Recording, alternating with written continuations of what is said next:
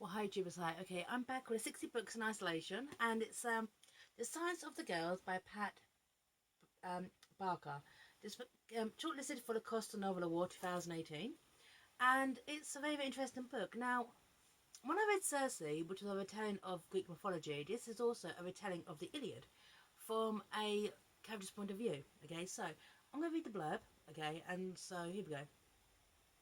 When the Greek queen Helen is kidnapped by Trojans, the Greeks send a pursuit besieging the city of Troy. Trapped in a Greek soldier's camp is another captive queen, Brasius.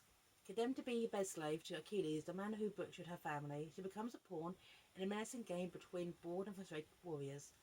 In the centuries after this most famous war, history writer off, a footnote in a bloody story scripted by vengeful men.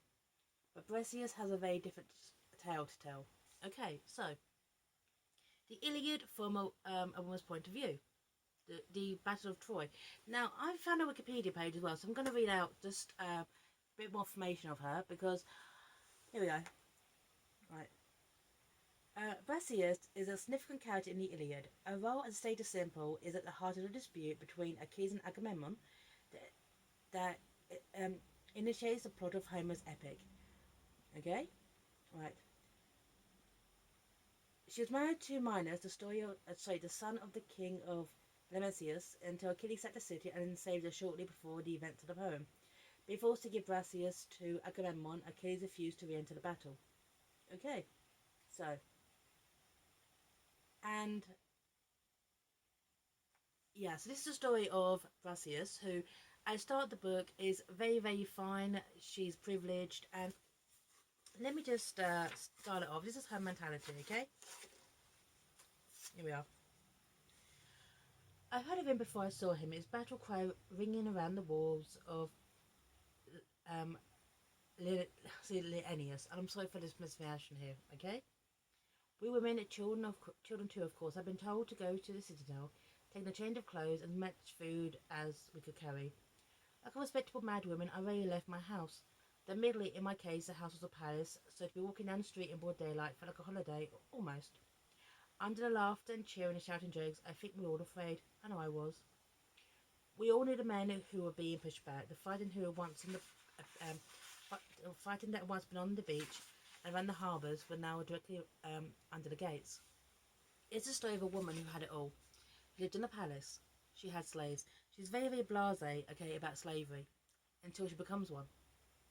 Until it happens to her, which is very, very interesting. Right, right. And boys, if anywhere, in their fighting age, were routinely slaughtered. Even pregnant women were sometimes killed, speared through the belly on the off chance a child would be a boy. I noticed Ismene, who was foremost pregnant with my husband's child, pressing her hands hard into her stomach, trying to convince herself her pregnancy didn't show. In the past few days, I'd often seen her looking at me. Ismene, who once been so careful, now to me my eyes, and an expression I more than said more clearly than any words. It's your turn now. Let's see how you like it. It hurt, that brash and blinking stare. I came from a family where slaves were treated kindly. When my father gave me in marriage to Minos, the king I carried on the tradition in my own home, I'd been kind to Ismene, or I thought I had. But perhaps no kindness was possible between owner and slave. Only vain degrees of brutality. Looked across the room at Ismene and thought, yes, you're right. My turn now. You see? Straight away, this page 5, she's reduced in rank. Her tower has fallen. Okay? She is now a slave. And it's interesting because this is an interesting book from that point of view because the majority of it is all through Vass's head. She doesn't speak. It's called The Silence of the Girls because the girls are rendered mute. They are now victims in a war that was not their doing. They are now rendered silent. They are slaves. They are chattel. They are literally nothing. And it's an interesting point of view as a narrative for a woman who had it all to had nothing. That how she kind of deals. There you go. Nestor was there, the old one, 70 if he was a day. He ever spoke to me, pompous and not unkind. The thing about your previous life, he said, that's all over now. You only make yourself miserable if you start brooding about it. Forget. This is your life now. Forget. So that's my duty laid out in front of me, as simple as clean as a bowl of water. Remember. Yeah, you've got to forget your old life. And then she's handed, obviously, to Achilles, who treats her as a man with a slave. She's reduced to rank. She's assaulted virtually every single night. She is passed around between men. And this also kind of show how war can do to the mental state. Now, this is such a powerful novel, and the fact is that Pat Barker, the way she explains, she doesn't over-explain. The way Brassis describes the world she's in, she's so insular. However, when she is describing the world around her, you physically feel like you're there with you. It's not over-under-explained, it's just on the right level. It's such a powerful novel. When Brassis was experiencing all this hardship and hell, you generally feel like you stand alongside her. It's incredible. When she's describing her mental state at various points, you feel like you're there. It is such a strong and powerful novel, and I don't know if you've ever read anything like this before. It's amazing. A bit.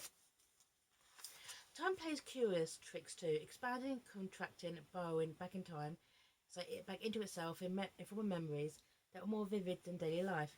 Particular memories, like the few minutes I spent staring at the stone, expanded till it felt like years, but that would be followed by whole days that drifted by shock, in a haze of shock and grief. I couldn't tell you a single thing that happened any of those days. Gradually, though, a routine began to emerge. My only real duty was to wait on Achilles and his captains at dinner. So I was in public view, not even veiled, every night, and that shocked me because I'd been so used to leading a secluded life away from the gaze of men. At first I couldn't understand why he wanted me, but then I remembered I was his prize of honour, his reward for killing 60 men in one day. So of course he would show me off to his guests. None was a trophy and hides at the back of the cupboard. But well, it can be seen, so other men will envy you. A prize, a trophy. Okay? And the thing is, as the war goes on, as I said before, and I read a Wikipedia page, she is such a pawn, okay, that basically her actions are basically the turning point in the war. And she's done nothing to even deserve that. Okay, it's basically the arrogance of the men around her.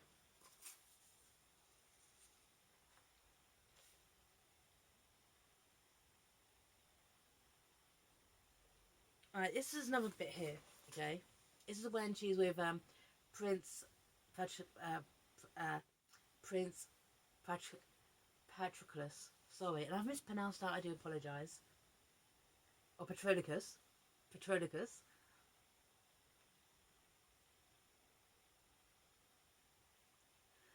It's one of the few times she speaks, okay? The silence and the heat and the darkness of the night seemed to bring the impossible within reach. I heard myself say, "Why are you so nice to me?" At first I thought he wasn't going to reply, then I'd gone beyond what's permissible in a slave. But then he said to me, "Because I know what's like to lose everything, and we handed to Achilles as a toy."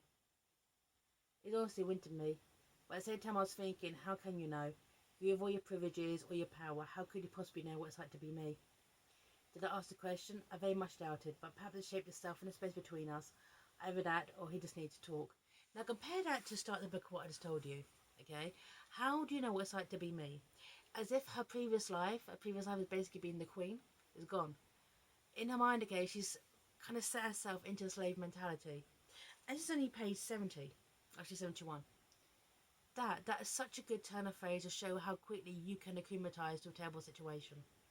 Of how, even though on the outside she still has to present herself as being the trophy, inside her mentality has shifted so much. So, and obviously Achilles doesn't and that is why neither does Patroclus. Okay.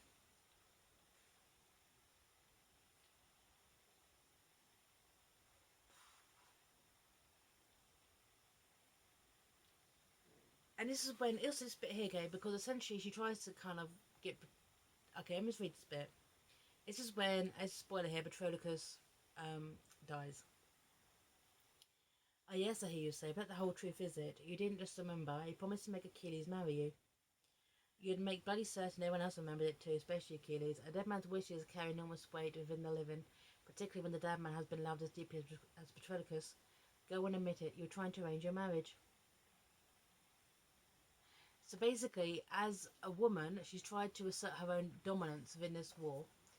She has tried to essentially free herself from everyone and get married to Patroclus. Because in a way, okay, being married, that she had protection, she had freedom, and in a way, she's kind of stepped out of her line, if you will. Patroclus is dead now; she'll be punished for it. that is an example of how someone can go from here to there so quickly, and how she's remembered in the Iliad. I'm actually going to put the Wikipedia page, okay? And obviously, this is a retelling as well. So the thing is, based on the Iliad, I haven't read it in a very long time, so I can't comment, okay, over how what is presented in the Iliad and what is presented in this book match up that well. But the fact is, to take a character in a literary epic like that, a minor character, if you will, that a lot turns on, and turn it into something like this is absolutely astonishing. I generally did enjoy this book. I like the fact, okay, that it's so insular within um Brassia's head. Is like the thing is, it's from her point of view and what's going on behind the scenes. She doesn't know what's going on. She basically is trying to keep herself safe and alive, but she's still a victim of it. She basically is reduced. She's gone from powerful to powerless, and she's trying to still be herself. It is an astonishing novel. And as I said before, you feel like you're there. I absolutely adored this book. So, The Sons of the Girls by Pat Barker, shortlisted for the Costa Novel Award 2018. This book is incredible. Okay, and it does remind me a lot of Circe, which actually reviewed, I think, last year, in just a prose and narrative style. So, just to turn these figures in the Iliad, bring them to life, and make them flawed as well. You know, Achilles is flawed, Agamemnon is flawed, Patroclus is flawed, everyone is flawed, and it's an incredible novel. So, congratulations, Pat Barker. You've done an amazing job with this book. Congratulations to you. Sign off here, and bye now.